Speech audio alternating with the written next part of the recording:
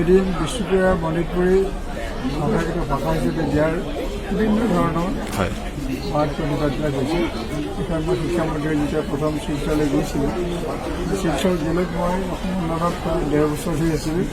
তেতিয়া বহুতৰ লগত মই যোগাযোগ কৰিছিলোঁ, সেইকাৰণে বহুত কথা শিকিছিলোঁ। আৰু মই মন্ত্ৰী দায়িত্ব লোৱাৰ পাছত মই ভিগু ফুকন তালৈ গৈছিল। ভিগু ফুকন এগৰাকী মই লগ হৈ মোৰ দীৰ্ঘকথাই কথা পাতিলোঁ।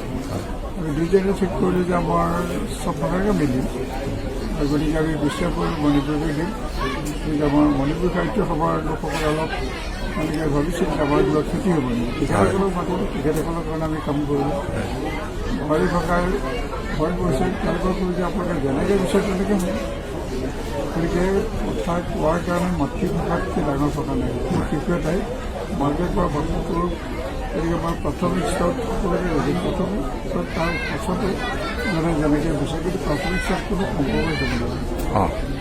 নিজে মাকে কোৱা ভাষাটো যদি সৰু সৰু গ্ৰুপ সেইটো উন্নত কৰিব লাগিব। সেইকাৰণে আমি অসমত কৰ ভাষাক লৈ বহুত দণ্ড আছে, সেইবিলাক আমি সমাধান কৰিছিলোঁ। মিচিং ভাষাক আমি আৰম্ভ কৰিছিলোঁ, ৰাভা ভাষাক দিছিলোঁ, আৰু আনন্দৰাম বৰুৱা ভাষা গৱেষণা কেন্দ্ৰ কৰিলোঁ। আমি এই ভাষাবিলাকক উন্নত কৰিব লাগে। আমি তাই ভাষা সকলোকে উন্নত কৰি প্ৰাথমিক স্তৰত আমি সকলোকে দিওঁ। মাকে ঘৰত কোৱা কথা যিটো ভাষা, সেইটো হৈছে শিক্ষাৰ প্ৰথম ভাষা। সেই নীতিটো আমি ঠিক ঠাক কৰিলোঁ। বিষ্ণুপ্ৰিয়াসকলৰ বহুত ভয় পাইছিলোঁ, সেইবিলাক জন্ম সেইকাৰণে সকলোৱে আলোচনা কৰি সকলোৱে সহযোগ কৰে। কিন্তু এতিয়া প্ৰত্যেকটো ভাষা সাহিত্য গোষ্ঠীয়ে এই কথাটো গ্ৰহণ কৰিলে সকলোৱে অসমত 12-অসমীয়া ভাষা সংস্কৃতিৰ বিকাশৰ থলী হিচাপে ল'ব লাগিব। আৰু যেতিয়া আমাৰ আৰম্ভ হৈছিল 25 বছৰ সম্পূৰ্ণ হোৱাৰ কাৰণে প্ৰধানমন্ত্ৰীহঁতে গ্ৰন্থমেলা পাতিছিল। আৰু ক'ত খেলিমেলি বিভিন্ন হৈছিল, কিন্তু মই আশা কৰিছোঁ আমি নিয়মীয়াকৈ এই গ্ৰন্থমেলা এটা সাংস্কৃতিক আৰম্ভ হয়। আজি পৰিৱেশবোৰ আহিয়ে এনেকুৱা লাগিছে যে মোৰ জীৱনৰ অন্য কামবিলাকত ইয়ালৈ আহি যিটো আনন্দ পোৱা যায়, বৌদ্ধিক যিমান সমাজ কিতাপ পত্ৰ বজাত দূৰ কৰি থাকিব পৰাটো কি হ'ব।